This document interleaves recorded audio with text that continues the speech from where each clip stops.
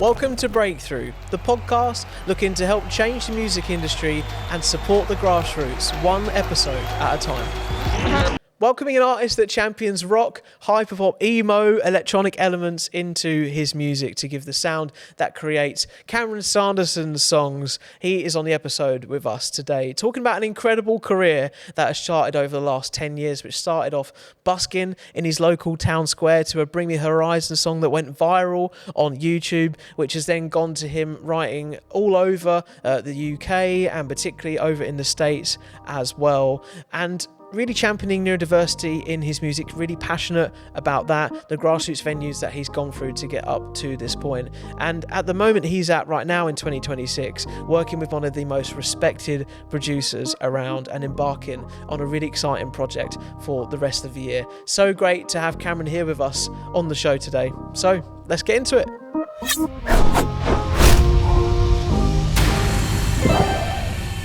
Cameron Sanderson, welcome to the podcast. How are you doing, man? Thank you for having me. I'm good. How are you doing, man? I am very, very well. I'm very excited to chat to another sick artist like yourself. Thanks for coming down to our makeshift studio here. It's lovely. Down here in Chinnery's.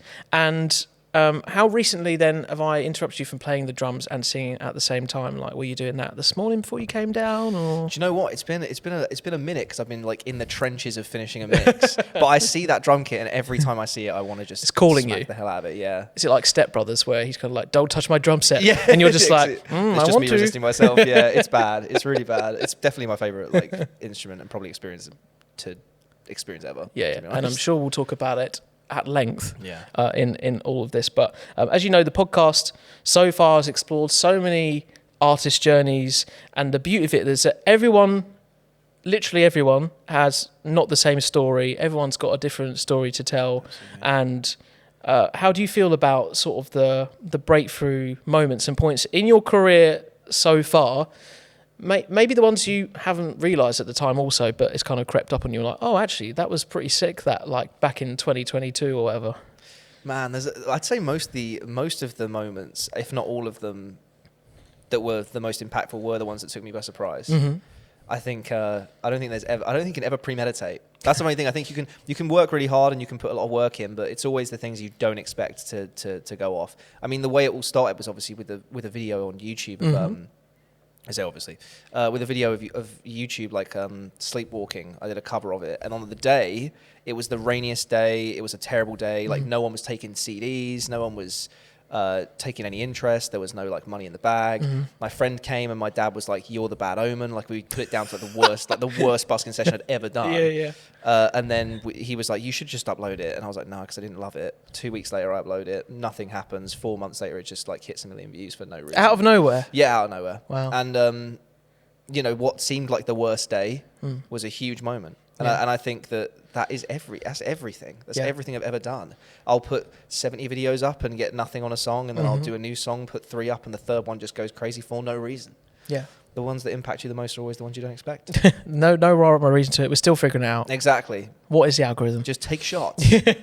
As you brought up this whole moment of you covering Bring Me in the middle of your local town square, I was going to mention it later, but as you've kindly brought up at the start as one of the big breakthrough moments, I did actually see a comment on this video you're talking about. So yeah, you're covering Bring Me the Horizon, you're covering Sleepwalking, and I saw a comment on there that said, "Dude, it takes some real big emo balls to perform Bring Me the Horizon in a town square." That was 6 years ago. Some dude said that. Is that how you felt on the day? To be honest, no. Like my parents have always been very goth. Like, my mum has purple hair. We had black walls, matte black walls. So yeah, I've never really been bothered or even almost analysed myself or what might be different, what might not be different, because I'm lucky enough that my parents always made me feel comfortable no matter what I did or had done, so. And so then that choice to then go and busk in your local town, which is like always the encouragement of artists just starting out, and like it's the best form of like feedback.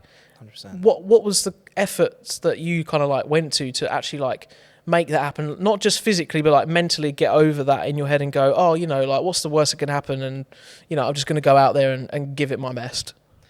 I don't know. From a young age, I've never I've just never cared. Right. Like, to be That's honest, good. like I really haven't. I've never cared. I've never worried about what people think or what they'll do or how they'll react. I just do, which would explain why I was so annoying for a very long time.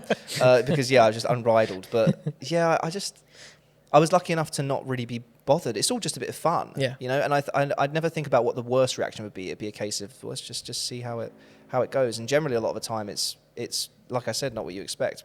And that's the only way you learn. You don't learn by not being on the job. Yeah. So again, it completely helps you find your feet as a performer and make you understand what people like and what people don't like. Yeah. And I find that I'm more attuned with myself. I'm more attuned with myself on stage than I probably am off stage in a way. I don't know why, but that's just. Yeah. I think a lot of people say it's because there's a barrier. Not a barrier. I think it's because. I don't know. I actually don't know why. I just feel chill. I think music. I saw someone recently actually talk about how they feel a lot more comfortable when the instrument's in front of them. Like all of a sudden they just have this. Like they're holding onto their guitar, like as part of them. Yeah. I think it makes them feel a lot more safe. And I definitely am I've never experienced that before, but I thought about it recently, and I was like, when I do my drumming videos and I'm singing and I'm talking to people, it's definitely that definitely makes me more confident. Yeah. And I have no idea why. I think if I was just sitting there like. I'd feel a lot. Hi everyone. Yeah, I'd feel a lot stranger. So there's definitely something in that. Yeah, I feel like you've articulated a lot of like emotions and those earlier feelings of like getting into music, doing it. Like you were surrounded by that kind of. You sort of said like Kerrang was on, like you had sort of like a bit of gothic culture, so maybe like the path you've going down. But what's like in terms of emotions and topics that you write about in your music now, and maybe what you were wanting to start writing about when you'd bust for the first time and like, okay, like I've got something here, like something's gonna click, something's obviously there for me to take forward. Like what's at the center of all this for you, if you could pinpoint it to like a couple of things? Oh, so like what's made me kind of do what I do? Music's just sick. Like it's so cliche, but what I always say to people is it's the first thing. It's the first language that you understand as a human being is the music of the language of music. And I think that surely in itself is enough. Like, you know, a baby can tap its toe to a song and understand a rhythm before it can understand language. And surely that means something. And the amount of times I've seen it bring people together, I think because I saw the passion that my parents had for it, and my family had for it, I just think it's such a healer. And I even think there was a stint where I had nodules. Okay. And I didn't realize how much I relied on songwriting to actually maintain my mental stability. I had no idea. It's only when I could. They were like, "Yeah, you can't sing for 6 months to a year." That I was like, "Oh, this was like absolutely regulating my mental health." You know, it was like taking a part out of you that, well, you know, was there. It's an outlet. Yeah. It's a huge outlet. And so I'm just like, I don't know. You don't do this thing for money. No. And, you know, are you sure? You look like you're rolling in it. I'm sure. Yeah. You don't do this thing for money. You do it because you are unbridlingly passionate. I don't know if that's a word. Yeah. You're just unbridled in your passion for music. It's so cliche, but no, it's true. It's cliche because a lot of people say it, but it's true. The same for you. So what was younger Cameron like? Where you playing football, you wanted to become a lawyer, maybe you thought of thinking about doing that. Maybe you had a 9 to 5 that was calling you. It doesn't seem like it at all. I did have a couple of things that, I mean, I've always liked, you wouldn't believe it because my hair right now, but I always said that if I wasn't doing music, I probably would do hairdressing or something. Okay, yeah. Just because, again, I think your hair, I don't know, hair is such a huge part of identification of a person. Expressing yourself. Yeah, and expressing yourself, and just you can probably tell a lot by. Can you tell a lot by someone's hair? I don't know, but I sounds weird. But you got a good barnet. No, well, I try, but I mean, no, this is super overgrown, and I'm going to do something about it soon. Trust me. But yeah, I said I'd do that, but other than that, I don't think I thought about occupation till I was 12, 13. I mean, at school I had a God forbid anyone reads it, but I had a little notebook. Right. And it was a lyric notebook. I've still got it at home. It's like battered to hell. But I used to write lyrics in every lesson, and teachers used to tell me off. Within the first 2 weeks, they just gave up because they just knew I wasn't going to not do it. And my bus comes every hour, so they give me detentions, and it's just like they give me half-hour detentions, and it would actually be good for me because it'd be warm. Right. Yeah. Yeah. So yeah, no, and the lyrics were terrible. Don't get me wrong, but I don't know why I did it. To be fair, I don't know why I wrote lyrics. I just wanted. It's a kind of alternative of like keeping a diary or something. Like, I guess so. Yeah. I guess at so. that time. Yeah. You didn't understand what it was at the time. No, I just did it. I just enjoyed. I've spent a lot of time at the music block. Mm-hmm. And I knew that I knew why I did that because I enjoyed playing instruments. Yeah. But with the lyric writing, I don't really know why I did it. I just wasn't interested in what was, I guess, being said a lot of the time. Nothing against the teachers. The teachers were lovely. And it took them a while to also understand it, funnily enough. Yeah. Only in the last year were they like, oh. This is what he's doing. Yeah, because again, ADHD back then was also not really like that spoken about. So by the end of school, they were like, oh, yeah, that was probably definitely that. But yeah, I've gone on a massive tangent. No. We love tangents on this podcast. We go on a tangent for 20 minutes and it's fine. When were you then starting to release for the first time? Can you remember it like it was yesterday? When you were starting out, whether you're proud of that or not, or you're laughing about it? I can hear it. I can hear it and see it very vividly. Yeah. When I was at school, I think, God, I can't remember the age. It could be anywhere between 12 and 14. Shout out to my dad. I said to my dad, I want to write a song. And he was like, let me help you. So we sat down one night and we wrote a song. And to be honest, hook-wise, good work. Mm-hmm. Shout out to G. That's my dad. I call him G. I find that really weird, actually. Anyway, his name's Glenn. Mm-hmm. But we sat, we wrote it. It was called Stay With Me. It was a good little pop ditty, as you would, if you will. But I would, no, it's terrible now. It's just terrible. But it's all a start, and I released it on iTunes. Oh, wow. I had a very hilariously tacky artwork. I don't know how that came about. Don't remember if you I had some like Joker Man font or something. Oh, it was atrocious. Yeah. It's an atrocity. I can't put it any other way. But at school, I could never tell if people were mocking me over the single that I released, right, or whether they legitimately thought it was okay. Yeah. I to this day I still don't know, but I know that my friends bought it, and they helped out, and nothing was going to stop me anyway. So, is that feeling like, well, particularly at school, but I mean, probably get it all the time now with like being online way more, that whole pressure of what we think is there, of what people are thinking of us, but actually it probably isn't, and you're just crack on anyway. Yeah. Do you know what? I actually think I was a lot more carefree at school than I am now. I think I care a lot more now about what people, I guess with, not to get like deep and existential, but I guess with like cancel culture and things like that, now you're almost like sitting on the edge of your seat, whereas at school, and they can say it about anything as well. That's the thing with this weird culture. But back then, it was just a case of, my peers will say it's not cool, but they never thought I looked cool or was cool anyway. So what difference does it make? So I'll just do it. But yeah, I'm lucky that I have that weird DNA in me that just doesn't care. And I definitely started caring. And I've polar opposite now. Yeah, opposite. Yeah. I could not give a just crack on. I don't know if that's allowed to be said on the podcast. You can do what you like. Okay. Well, I'm sure it will come out another time. And performing wise, I know we've talked about, like you said, about busking in local town before, but getting out there and like playing for the first time, like artists that are fans that may be a fan of your music, like maybe want to get into music themselves, that hopefully will listen to the podcast and catch this at some point, like getting out there into venues, booking yourself gigs, when you'd like maybe written that first song, touring was maybe not on your mind at the start of that? Pubs. My parents took me to like every open mic night that was ever on. So.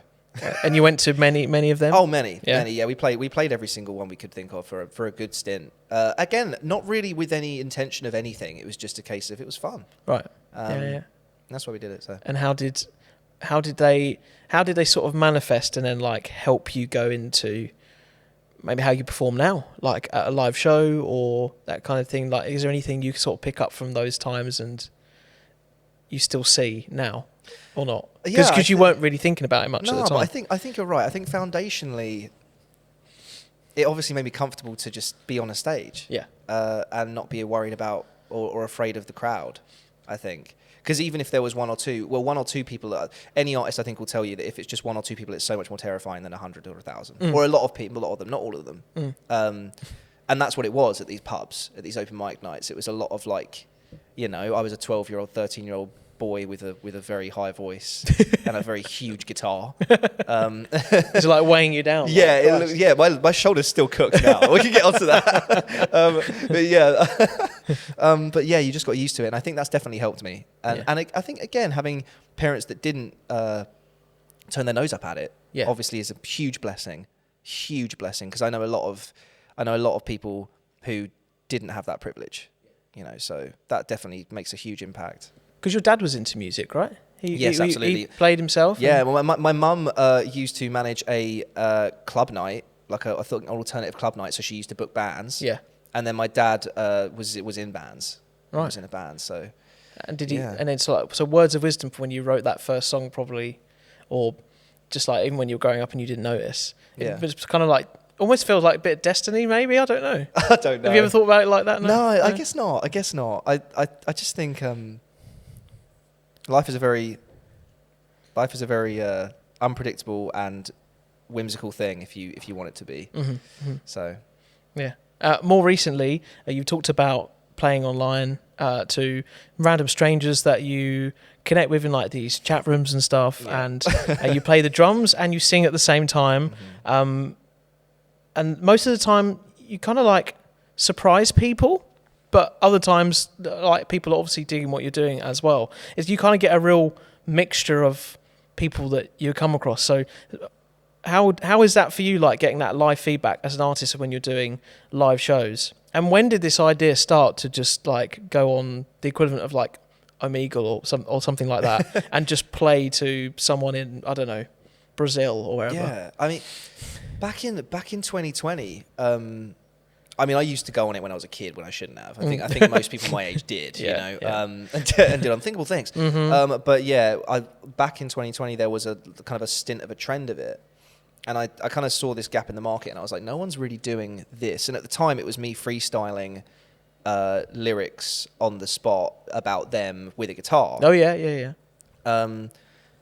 And it's funny because I posted the first video, and it's very rare that this happens with me, but it did okay. But I was like, no, there's something in my gut. This is going to do well. Like, I just know for a fact that this will at some point do well, so I'm just going to keep doing it. Yeah. And then obviously, lo and behold, it did well. And then that was kind of it. I did that for a period of time. Then I tricked myself out of it and told myself, oh no, but like people must be, you know, getting bored, and I need to diversify and do something else, because the artist in you always wants to try and do something else and keep developing. Stupid move.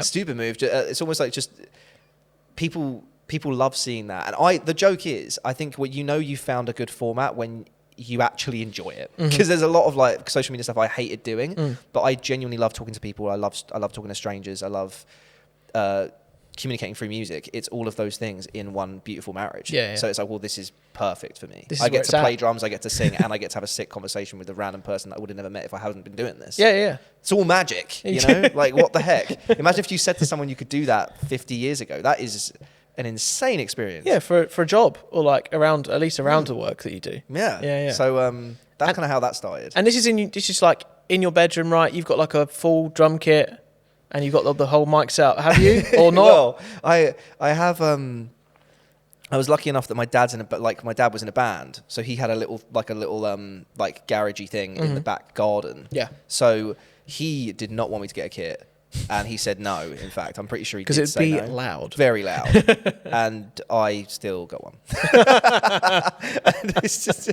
to his dismay, even still. So for a long time, I recorded it in there, but I just got an upgrade so I could get a kit in my room so that I can kind of just... Oh, okay. It sounds weird, but I spent a lot of time in that little garret, in that little shed, and I actually got a huge vitamin D deficiency from it. As in, the doctors were like... Well, you noticed it?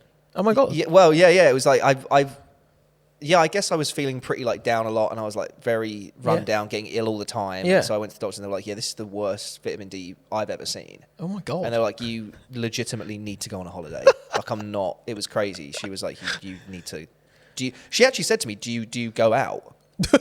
Like ever. But I was stupid really. I was doing like 12-hour days inside this box, and I would go see my friends on the weekend, but that was it. You know, if I was lucky. So because you felt like this is what was like at this point, whilst you were writing your music and stuff, this is what was like driving you forward as an artist.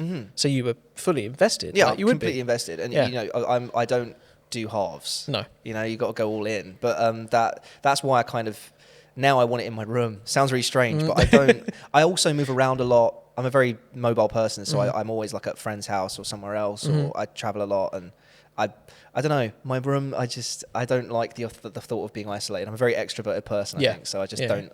I'm done with that. That was enough for me to be like. No, thank you. So people go on your socials. You post these clips of very different people. Like it literally would just be a random person. You say that's the joy and the beauty of like connecting with someone. Like that is magic in that moment. But you'll get like some pretty wild reactions, won't you? And you'll get some people that like don't believe, because I know there's this massive thing of like, oh my God, Cameron, are you actually playing the drums? Oh my God, Cameron, are you actually singing? Like, what are your vocals? Are they real or they're not? Like, you deal with such like a cross section of reaction, don't you? Yeah. I think I got that thick skin from performing a lot, and I again weirdly spiritual, but I genuinely believe no one person is like more important than anyone else. So it's just a case of we're all on the same playing field. I don't see any of if you think it sucks, like I respect your opinion. You know, it's a case like that's cool. Like it's subjective. It's cool that you even felt something. If you felt anything at all, that's a win. So yeah, but you do get a real range of. You definitely need to have thick skin. Right. But I got told when I was 12 on the YouTube video when I uploaded when I was 12, and someone said, "I hope you die in a hole and your mum never finds you" or something. So I got that when I was 12. Oh right. God. So I'm pretty. And they knew you were 12. Yes. Okay. I looked very 12. Right. Very 12. Yeah. But I'm very attuned to blocking out any silliness. So you get some weird reactions like that, I guess. Yeah. But you also, like more recent, I'm sure you get some amazing just to have that, like the dopamine of someone in front of you, just like completely bamboozled by what you're doing. Like that must be incredible to have that. The performance is fun, and weirdly enough, the conversation is my favorite bit of all of it. Yeah, I don't actually really. Maybe I have imposter syndrome, but I don't really acknowledge that I even get a good or bad reaction. This might be turning a therapy session. Yeah, sure. But yeah, I don't. Welcome. Yeah, exactly. But I don't really. I appreciate it, of course, obviously, but I don't think it really truly. I don't think I believe it deep in my heart that actually someone really loves it.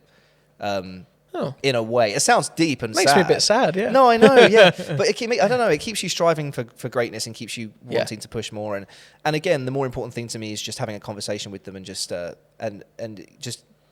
communicating through music in some way. Yeah. So it's a weird. Maybe I do have imposter syndrome. We're learning today. We all do. Yeah. But it's obviously like if you look into as this is a podcast about music and emerging and artists and like finding the next thing, hypothetically, in inverted commas, the next step. This is like a really incredible way of people discovering you. Yeah. I'm like, sure, like the amount of people that how many people would you say you speak to in like one day of a session of doing this kind of live streaming stuff? Would you say you speak to 100 or? Quite a few. Right. Quite a few. I generally do like 2-hour sessions, 2.5-hour sessions. And there is quite a few people, to be fair. And it's really interesting afterwards going through it, because there'll be things that you didn't even remember happened. Right, yeah. You'll be looking back on it's such a fever dream. Record, also, it's it's very physically exhausting playing the drums and it's a singing workout. and stuff. Yeah, it's a big workout. I didn't realise, but my watch literally tracked. It's sometimes I burn more calories doing this than I do working out, which is insane. But I do drum wrong. Let's just you drum wrong. I don't drum right. Yeah, technicality. Okay, what are you doing wrong? I'm very, and a few people do comment this. I use my hands. I use my arms. Like I'm using my arms a lot. Yeah. Whereas you're supposed to be mostly in the wrists. In the wrists, yeah. So it's very like rock. It's very rock of me. So you're an inefficient drummer. Pretty much. It is. I'm very inefficient. Yeah, but it does mean that it's a bigger workout, which I kind of also. But it looks good. Enjoy. Yeah. Well, that's it. No, you're proper into it. Yeah. I think to me, it's not about how good you are at the instrument. It's about how you express yourself through it. Yeah. And I think that's what makes a great instrumentalist or a great performer or a great musician a great musician, in my opinion. Yeah. So it's not necessarily how good you are. It's how can I feel what you're doing. And if I can, you've done it. And whilst we're on the social media side of things, like you've really heavily invested into all of that. Like I think, a lot of artists in this generation would think it's very key to like you progressing and like going forward, finding new fans, as we said, discovering people, like sharing like your new releases with them and all of this kind of stuff. But I mentioned the Autotune thing, like the fact I think like I assume you play on this whole thing where people go like, oh my God, bro's using Autotune, like, and then you literally take that and you go, right, look, here I am with my iPhone audio, like just out of my phone. I'm not processing this at all or anything. How does that feel when you're like just doing those kind of videos and you're just like, you're proving them wrong? Oh, again, I'm the perfectionist in me. Is like, because I think even at the end of the video, I keep what I say at the end where I'm like, it was all right. Like I never feel like I'm getting it like perfect or anything. But again, Chester from Linkin Park, I remember seeing a clip of him say, there's a lot of flat notes in, you wouldn't think they are because his tone and his emotion is so beautifully articulated you wouldn't even notice. And I think ever since then I've stopped worrying so much about being perfectly on pitch. Yeah. And just more about, it's just about articulating your emotion in the most beautiful and vulnerable and real way possible. Yeah. So I just kind of have fun with it. It's fun. Yeah. But just singing is I don't get to do it a lot because again I'm playing drums and singing. Or you're doing a mix, all that kind of thing. Yeah. And I'm actually not that comfortable, singing and playing. I know a lot of people, I think John Mayer is an example where he actually finds that I'm probably words into his mouth, but there's a few artists that do it. He thinks that he sings better while playing an instrument. And there are a lot of artists that feel that way. I do not feel that way. Like I definitely... So when you're playing drums, you're like... Yeah, it's not my best performances. I'm not able to fully concentrate and there's a lot going on. But when I'm singing on its own, I can really have fun with it and see what I can do and push myself to focus on the one thing. Yeah. And that thing of obviously you're doing that because it's like it's going to be great for people to see, like, but it's relatable, like people that are obviously in your corner or they're not, they're going to find you one way or another.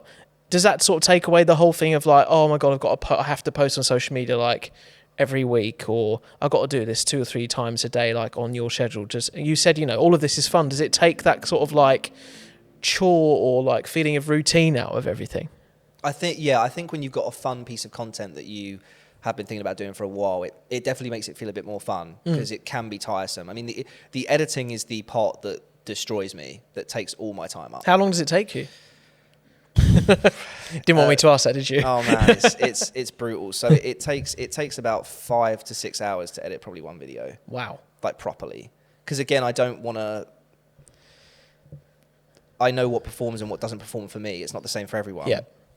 But I know what performs and doesn't perform for me, so I have to really make sure that I nail that down. Although I recently took on an editor, which is a relief, because I was doing... what I would do is I would wake up at like 11 a.m. to 2 midday. I would work from the second I wake up, finish doing my music and recording at like 10 p.m. I'd then start on editing a video from 10, and it would take me till about 3 a.m. because it takes 5 to 6 hours. Oh my God. And then I get to sleep by like 4 or 5 because I'm busy trying to figure out the caption or making sure that I get it all ready. And then I would go to sleep and it just was cycle. So that was pretty much that's what's been going on the last like 3-ish weeks. Only the last weekish. No, that's been happening for the whole year so far. The last weekish I've had an editor who's working on it. Yep. And so that's been a relief. Honestly, that's been a relief because again, editing for me it's not my passion. Yeah. I love film. I love color grading. I love doing it for other people. Yeah. I don't care about filming myself. Like I don't care about, like, I can't. It's a lot more fun if I'm doing it for other people. It's like a creative vision for a different thing. But for myself, that's not fun for me. Like editing myself is not really fun. Performing it, doing the music bits, production, the actual songs, but editing videos of me, long. Yeah. So yeah. So it's like you feel good that you passed that on, but actually for a bit of advice that you sort of like gone upon there for artists that are maybe coming through now and really wanting to like double down on like being out there online and visible to people with what they're doing. Is it important to learn these skills around making the music as well. Like, as much as you kind of don't like editing yourself, it's still good to know, because in case like maybe 1 month you can't afford to edit because you're putting it into a tour, or you're putting it into getting a studio session, like, is it integral to have these other skills around? Absolutely. I mean, everything I've learned is out of necessity. Is necessity the right word? Yeah. Like, I didn't have... The first Mac I had was a 2009 MacBook, and at the time I got it, trust me, it was not good. You know, and I it had was lucky. One screen, like one key on a keyboard. Yeah, it was, honestly, bless it. And it was a hand-me-down from my uncle, and he had a hand-me-down version of Ableton. So, and I bought myself a £50 mic and a £50 interface, and I did it because I didn't have a choice. I didn't have the money to hire anyone or anything. That's why I've done everything myself for such a long time.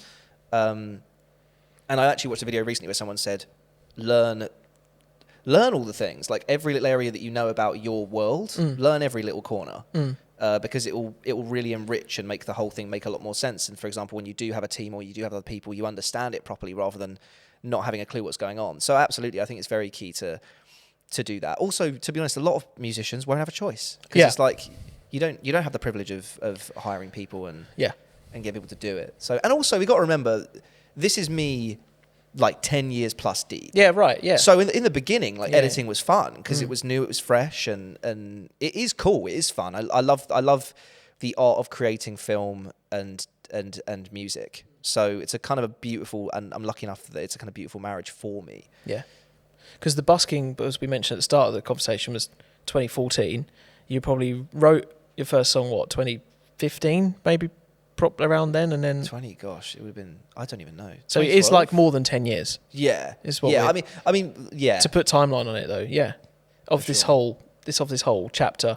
You've mentioned as well, like, throughout this time when you were at school, and like you're very a big champion of it now in your music, about neurodiversity, and you talked about ADHD and like how that kind of like all encompasses into one, and incorporating that. And one of your songs, actually, Neurotypical, explores just that, like, on the nose. And I imagine songs like that feel very natural for you to write. And was it important to do a song like that to basically share that experience, like bare open, like 100%?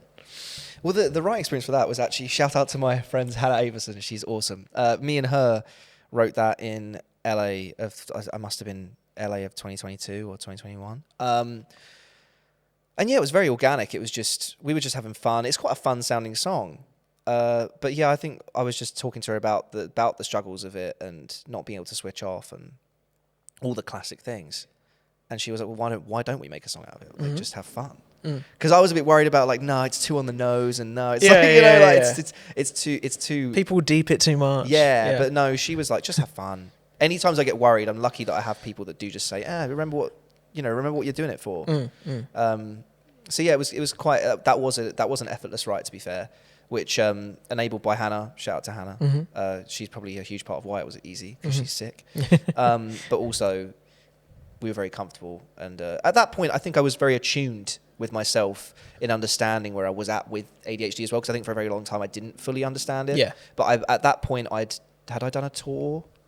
Yeah, at that point, I think I'd done a tour and I'd done a load of different life experiences that really made me understand where my problems with it was, and where I'm good with it, where I have pitfalls, where I have the positives. So, yeah. Were you diagnosed with it a long time ago, or was it something you like you said about at school, like it wasn't talked about very much? You probably knew you had it, but like by proper definition, when you get proper help, or you can understand it in your process of writing and making music, did it come a lot later? Like even the realization of it? Yeah, unfortunately, it was just as I finished school, near enough, I think. So as I went to college, because I actually failed an exam, which still makes me sad to this day. What exam was it? It was history, right? Oh, and it was like, and I actually was good. I was good at history.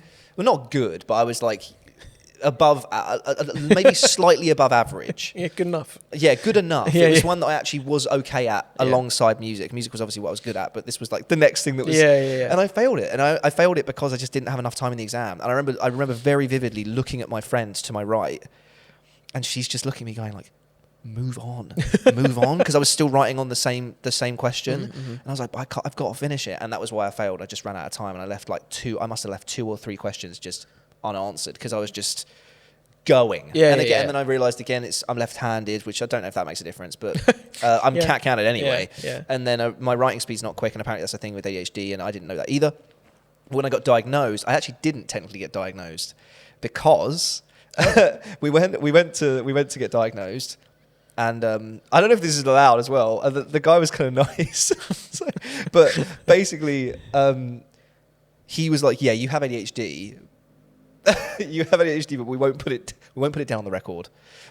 Okay. Because I think at the time there was a lot of like weird insurance things. Oh, okay. Basically. Yeah. And it wasn't high functioning. It wasn't like an issue like that. Yeah. But he was like, I would actually much rather. I think because there was a few things happening at the time. I think I'd much rather not have that. Which again, definitely illegal. To be fair, definitely illegal. But mad respect to the guy because he was only looking. He basically gave me the acknowledgement, and he did say, "Well, do you need?" Because obviously you'd have to put this down on the record anyway. He was like, "Do you want medicine? Do you need medicine for it?"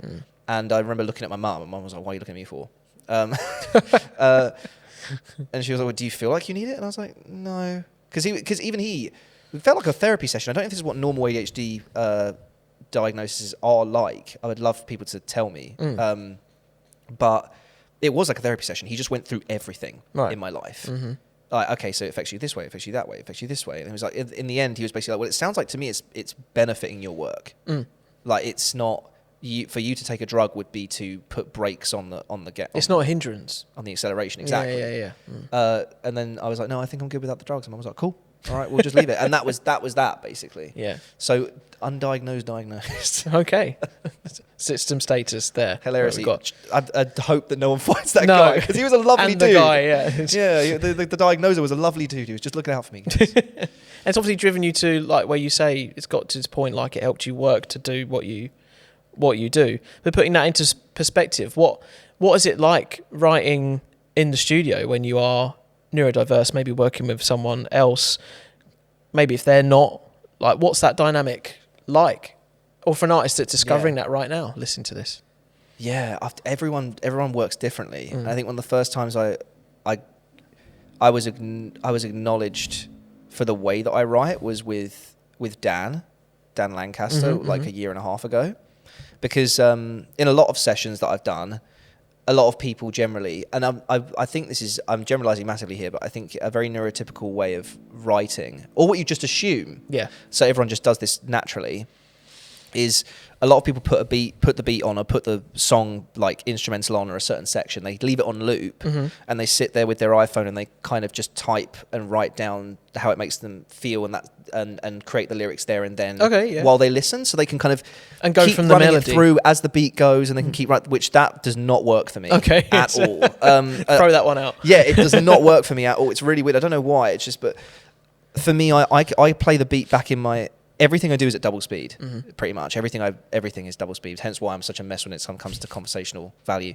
But so I'm playing the beat at double speed in my head and already putting down the ideas. So it looping it locks me into writing with the beat. And I'm like, I can't. Like, that's slowing me down. I can't stay on that track. It needs to be. I need to be moving it in my head at like my cassette tape's going. Yep, cool there. Like, you know, moving bits and sections. But I was sitting with him, and this is for a song that's not out yet, which I'm really excited about. really excited about. But I remember we were writing it at the time, and I'd come up with a few different things, and then Dan was like, "Okay, cool. What are you ready to go in the studio? Like, do you have the lyrics?" I was like, "No," and he was like, "What do you mean no?" I was like, I don't write a lot of the time I don't write the lyrics. I freestyle them, or I improvise them on the spot, and I find that my subconscious, for whatever reason, seems to say exactly what I wanted to say without me thinking about it at all. That's nuts. Which is, I think you would describe it as like a flow state almost. Yeah. Like you almost let whatever the spirit of the room is take, or you let your emotions take the wheel and get yourself out of the way. And I think that's when you make the best art. But that's when I saw the penny drop in Dan's face, pretty much, and he was like, "Oh, he writes like that." So he was like, "Oh, okay, we'll just go into the vocal booth and just See what happens. Just go for it. And we had the verse written I think in first take or second take. It was just an improv freestyle. And that was that. And that was that. And I think that's when he realised, oh, that's... Because before then, I think he may have even been thinking, this bro can't write. Like, bro can't write. This was a waste of time. Yeah, but understandably, because if you put me in that format, I just don't work That's not that you. way. Yeah. So that was a very validating moment. That was a seriously validating moment, because I write on my own in my room pretty much at all times. So it was super validating. So basically, if you're neurodivergent, neurotypical, whatever, just don't judge yourself for how you work.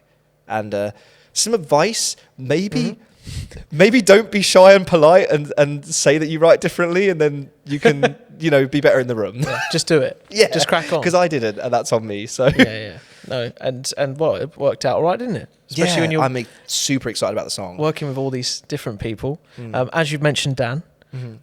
You are working with Dan Lancaster, who has worked with, the likes of many incredible groups, i.e. Muse, i.e. Bring Me Horizon, the full circle moment there, I'm sure he knows about the video, right? From when you first bust? Yeah, yes, he does. Yeah.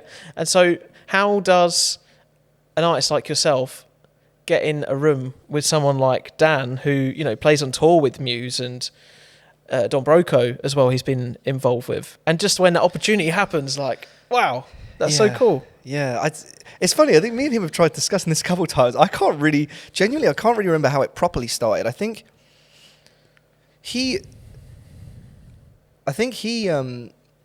has like family relatively local to my area. Oh, that's great. Okay. Yeah, so I think we had that in common. And I think I just messaged him. You didn't just slide in the DMs, did I think I did. I think honestly, this was a while ago too. So it's like I think I just said to him, "Hey, so funny. I don't think you're far from me. Like, how weird that there seems to be this like music coming from this area. Yeah. Especially, it's kind of derelict area, to be honest. Yeah. So it's kind of odd when you find any two people in the same-ish location." And then we kind of had a chat. We went for a session, and I think we did a session back in 2020. Could be anywhere between 2020 and 2022, 2023 even. And then we kind of hadn't seen each other for a while, but we saw each other at little bits and pieces. And then I can't remember why it was random. I sent him a track. I think I sent him a track because I'd sent him quite a few, and I was like, "Look, I have this one. What do we think?" Not expecting too much because he's a busy dude. Yeah. Between all the projects I just mentioned, he's a busy dude. Yeah. And then he just messaged me being like, "Yeah, we can work with this. Are you about tomorrow?" What? Yeah. Let's do this in 12 hours. Again, but he's super ADHD. Right. So when you get a bee in your bonnet, you want to do it then. You want to do it there and then. Yeah. And I get that. I'm the same. So he was very much just like, "Yeah, you about tomorrow?" And I was like, yeah, I can do tomorrow. And then we did that, and that is when the whole songwriting thing, that's when it clicked. Blossomed. And he saw the way I wrote, and that's when we made probably, I think, as a joint, our favourite track that we made for me. So, yeah. And when you click with someone like that, I mean, I'm not discrediting the projects he's been involved with, but the fact that you two just have this common connection, you two wrote songs together, and you just happen to be local, you messaged him and it happened, and now you've got this like working relationship. For someone who wants to try and find that, if they've got the pedigree or they don't have, like, what's the way they go about that? Like, did you sort of scout upon him and go, "Oh, I really love what you've done, like, would love the chance to be in a room with you"? Or does it have to be a bit more elaborate than that? Does it take time? Those kind of things. I just think maintaining that everyone's just another human is the key for me. Again, I love his work. I do love his work, and his stuff is sick. Yeah, it's really sick. It's really good. But at the same time, he's another dude just making art, making music, and doing a damn good job at it. And why wouldn't you want to be surrounded by people who are creating great stuff? Yeah. So yeah, I just say, just do your thing. Let your work speak for itself, I think. And just hang out. Just talk to people. I think that's the main thing. And I'm a really shy person. It took me a very long time to be able to talk to people. But right. Especially with especially when he's worked with a group that, like, I assume you idolise quite a lot. I just think they're great. But again, they're all just people who create great art. Yeah. You know, and it's all just common ground. So just make sure you have that common ground. Yeah. And you remember that, because that is what grounds us all in what we're doing. Yeah. So yeah, that'd be my advice. Just work really hard. Yeah. Work really hard and talk to people and be human. Yeah. You know? And the fact that, you know, it's like you've been doing this thing you call this project as Cameron Sanderson as we know it for like a decade or so. Like, it happens when it happens. Like, you're grateful for the journey that's been on now. Like, maybe there's been moments like along the way where you felt like it was going to happen at this point, or you were going to meet this person. Like, do you ever look retrospectively at all of that, or are you just kind of like, right, on to the next one? Oh man, it's a constant battle. Every day is like a constant battle of right, keep moving forward, don't look back.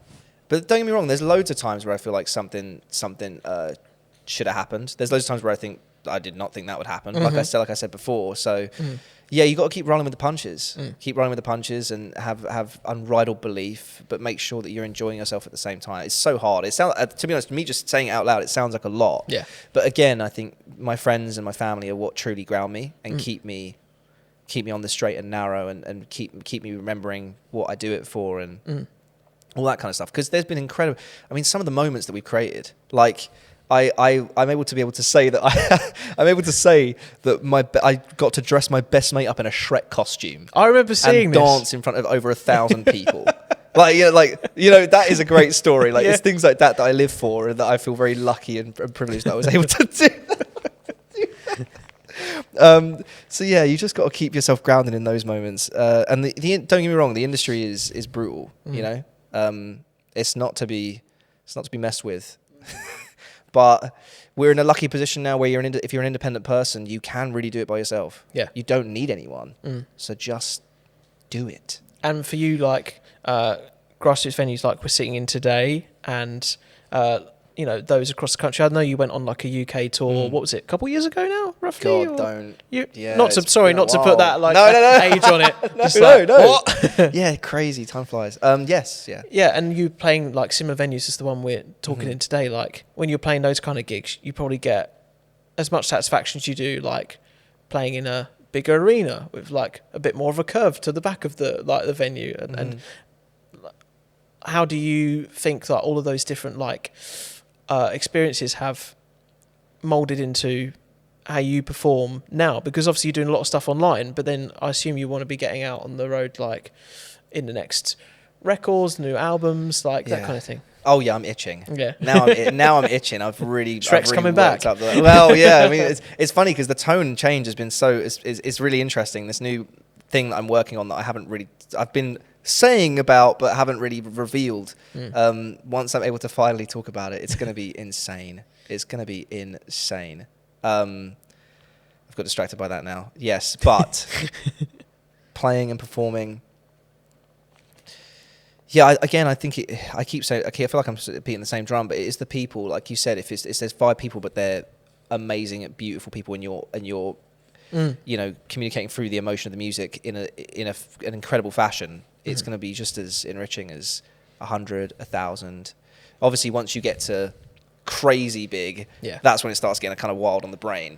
But no, at the surface level, and these grassroots venues are so important. They're so important, and they're the best. It's so fun, and they're all different as well. The intimate, they've all got their little quirks. Absolutely, and the intimate shows are always.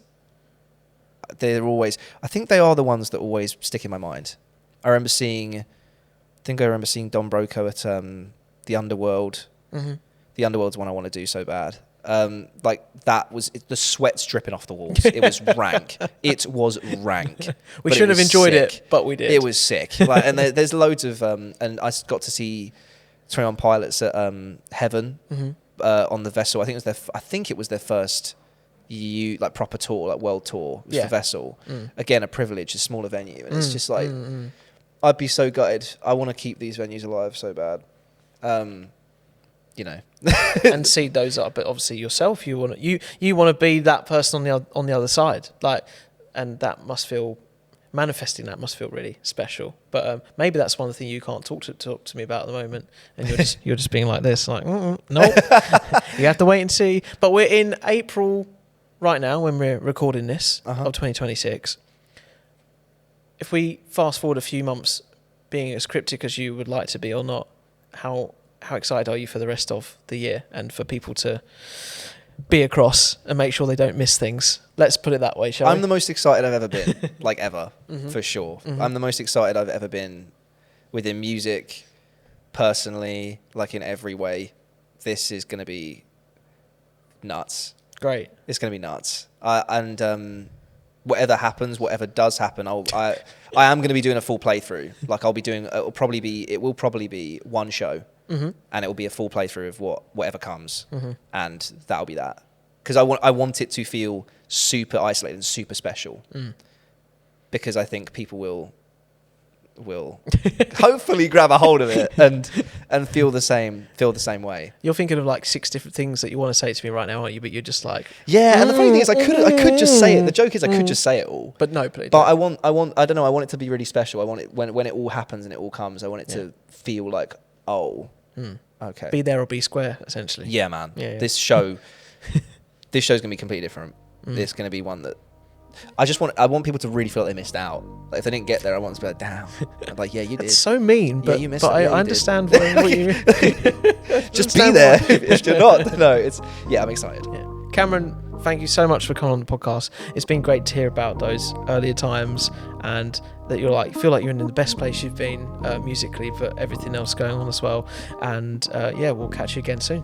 Thank you very much for having me, man. Thank you. Cheers. You have a good day.